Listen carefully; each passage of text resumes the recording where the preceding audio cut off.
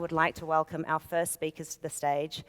We're very happy to have the UAE Minister of State and Chairman of ADGM, His Excellency Ahmed Ali Al Sayegh, who will be interviewed by Marty Edelman, Senior of Counsel at Paul Hastings. Please welcome His Excellency and Marty to the stage.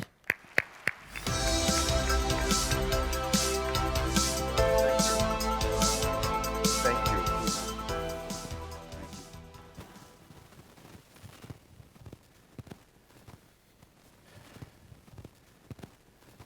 Good morning.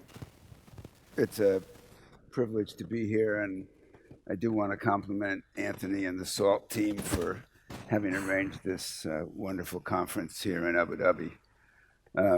We're fortunate to be able to interview His Excellency this morning. Abu Dhabi has transformed itself through extraordinary leadership over a number of years into a vibrant member of the world economy. And one of the key elements that he is now leading after many, many years of being part of the senior economic leadership team is Abu Dhabi Global Markets. And I thought, Your Excellency, it would be excellent if you could give us an idea about why ADGM now and how it fits in the growing legacy of the Abu Dhabi economy. As many of you know, Abu Dhabi generates a lot of financial transactions. Over the years, we've built some of the world's biggest sovereign wealth funds. Our national oil company is one of the most important producers of oil and gas and petrochemicals in the world. And at some point, it is really important we looked at these financial transactions and where they're exported to. And building an international financial center was primarily really to service our own needs in Abu Dhabi, whether it's for our sovereign wealth funds, banks, or national oil company. And I think without looking at the history of the United Arab Emirates and Abu Dhabi in particular in this space, you cannot legitimately aspire to be an international hub without the experience, the expertise of our teams, national and expatriate teams that have worked here now for over more than 40 years in this space. One cannot think of why. There is also, of course, the world is changing, and a lot of the economic activities must have substance and must be closer to home for a lot of reasons, regulatory reasons, transparency reasons. And the cost of maintaining this economic transparency far away from home for our sovereigns is becoming more and more expensive. So the idea of a jurisdiction, an international jurisdiction, applying common law directly was something our government felt is important, number one, for our own requirements, and two, because of where we're situated in the middle of all of these huge markets that needed financial services, was also a good stepping stone for future GDP growth and creating opportunities for our own economy, but the region as well. So what's interesting about it is it's a concept, but I'm sure particularly the financial investors in the audience who would be interested in how it works. So it sounds great. So how does someone take advantage of becoming a member of ADGM? So ADGM is an international financial center built around three main authorities that are independent and operating under the common laws, English common law. The first and most important authority is the financial regulator in ADGM. This is now a well-established regulator that has granted more than 100 financial license to operate in our jurisdiction. The team is a small but very efficient and dynamic team that works with our clients to define their regulatory needs and work towards achieving, I think, trust. Trust is something, as you know us very well, is an important value in this country, and we've been able in a very short time. We're only operated in this in 4 years now. We've been able to establish trust with all the regulators in the world. We have many agreements, and today, I think that's our core business.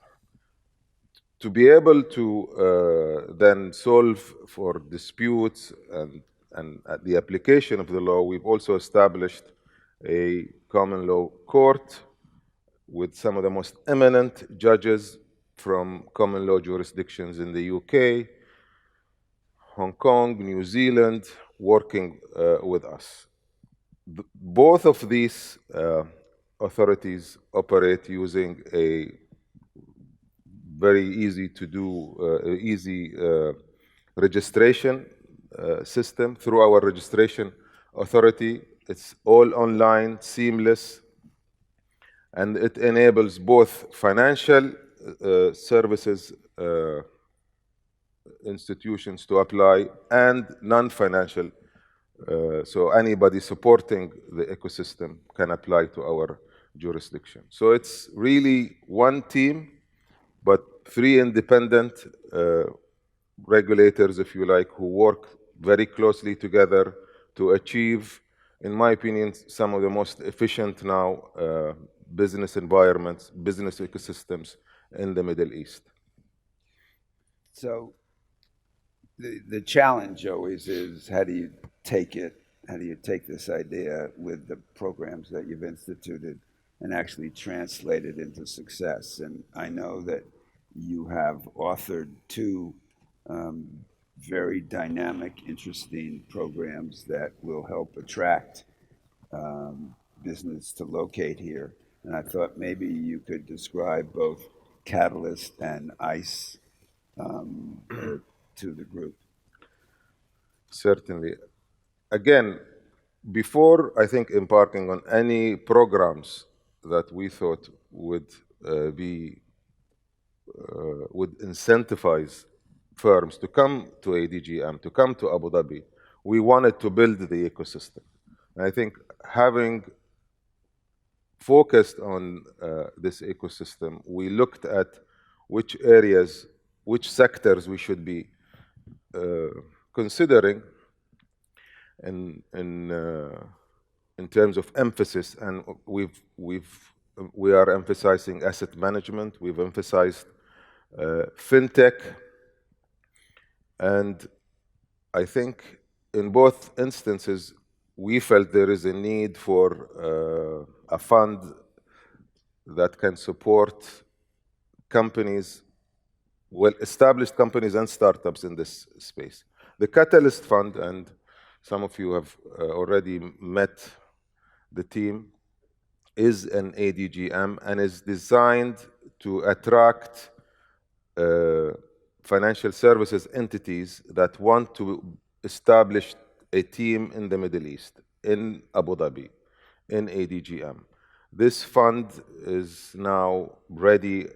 It's been out for less than a year, but they've had more than 200 applications, all very interesting ideas. I think they're ready in the next quarter to make announcements of at least 4 entities that would come and establish offices in ADGM. These are entities well established in their own right, but will receive some seed funding from the Catalyst Fund. The Catalyst Fund is managed by Mubadala, and again, in my opinion, it's it's designed to encourage firms to move to ADGM, but it has a commercial mandate, like everything else Mubadala is doing. And this commercial mandate means we are attracting teams that feel their strategies are appropriate for being in our jurisdiction. So this is really, in my opinion, a small fund. It's $1 billion, and that's just a proof of concept. I think more. Notice the word small. Yes, it is small because I think our ambition is for our sovereigns to consider more funds of similar size or bigger to attract more firms to the jurisdiction. But we in Abu Dhabi, as you know, we do things slowly, we build it right, and now we believe the jurisdiction is ready. The Catalyst Fund had a significant, I think, response from the market. We're very pleased with how the market has perceived it. And now I think we're ready for more. I'm going to mention Hub 71. Again, Hub 71 uses the jurisdiction, uses our rules and regulations to license startups, not just in fintech, actually, in many other sectors within tech, but in an environment that is really designed for work sharing and building an environment for innovation. And this Hub 71 also has support for de-risking the cost from the government support, so it's rent and even employees, I think, in some cases, housing, etc. So that cost is supported through this fund.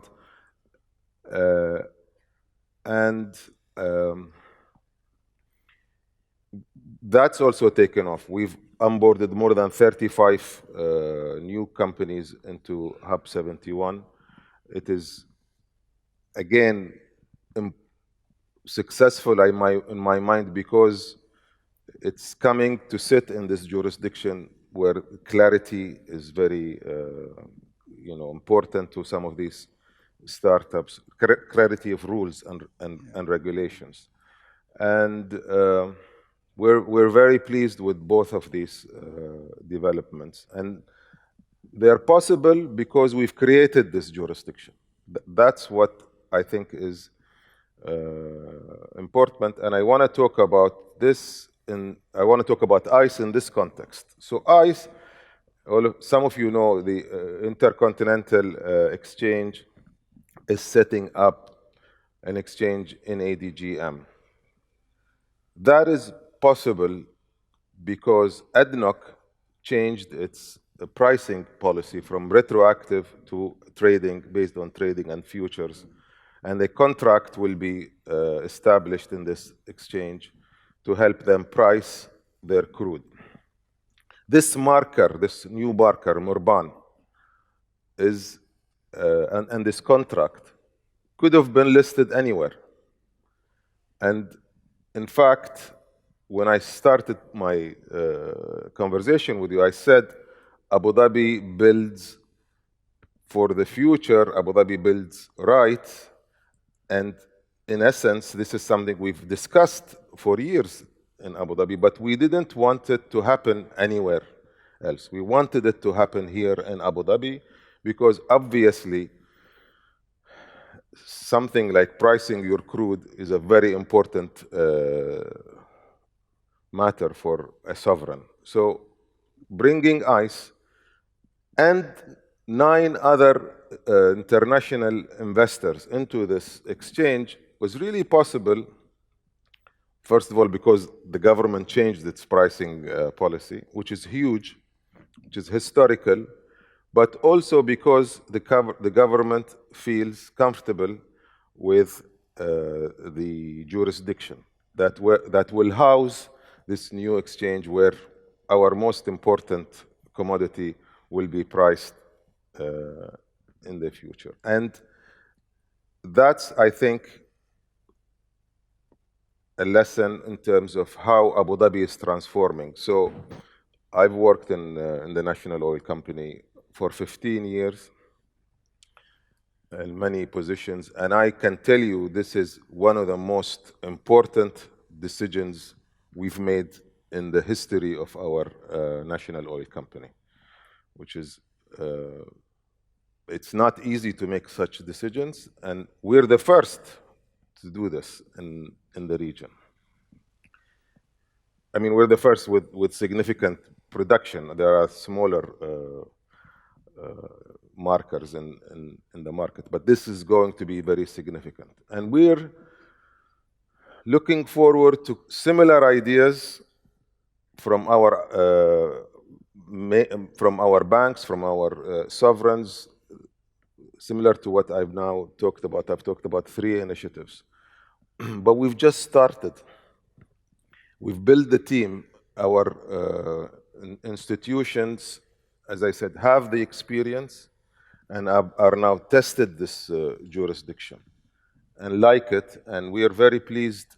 We're providing the means to create, I think, this gateway for Abu Dhabi to the world. And of course, as we do this, we are enabling the world to come to Abu Dhabi. The big banks that have opened in ADGM, like City, State Street, Bariba, Unicredit, actually have come into the jurisdiction with their own new business plans for the region.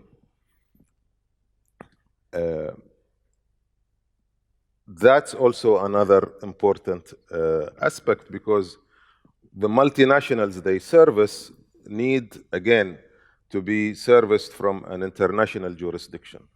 And a lot of what they did in the past was done through their London or Dublin booking centers is now happening here in Abu Dhabi.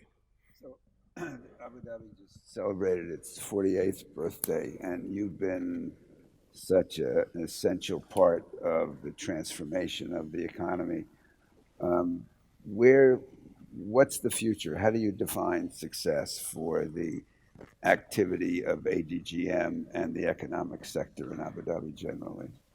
I think in the UAE, we define success always in terms of how our people live and work, and that's very important for life. So the standard of living where we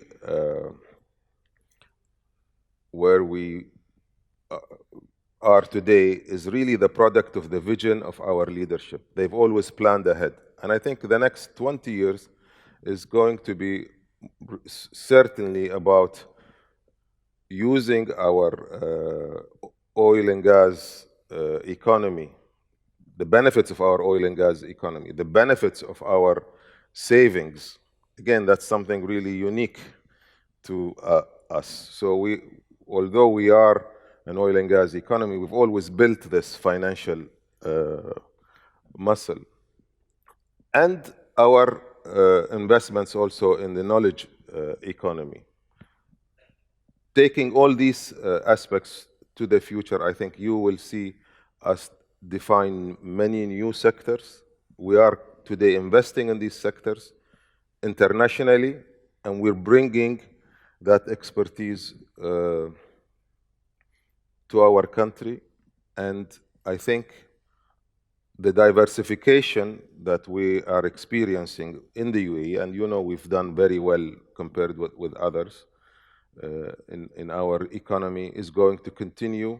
But in my mind, it is going to depend on talent, and this talent is going to be like this room, a mixed from all nationalities, but hopefully the vision of our leaders and the good nature of our people, the UAE people, will continue to guide this country into the future, a better future for our people, a future that is based in tolerance, based on peace, and hopefully beneficial to the whole world. So I'm told that if we run over by more than 25 seconds, there's a financial penalty that Ahmed and I have to pay. So we're just about at that point. So, Your Excellency, thank you very much for explaining to the group where ADGM fits in the hierarchy. I'm going to pay the penalty because I want to ask you a question.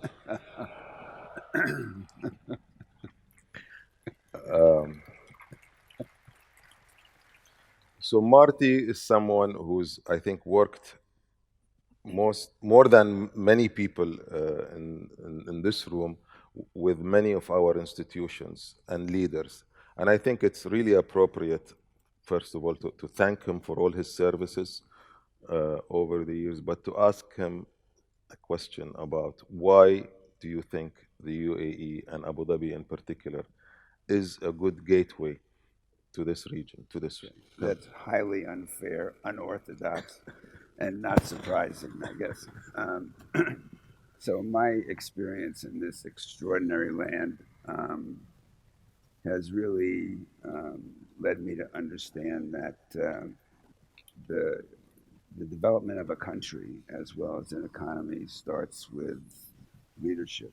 And Abu Dhabi has leadership that is open to new ideas and that believes that there's an importance in establishing a balance between modernity and tradition, and has really emphasized a world of moderation and tolerance in a region that has been characterized by both conflict and controversy, and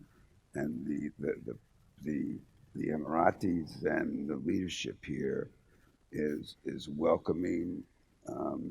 It focuses on stability, and there's a sort of an inherent wisdom in the decisions that they make.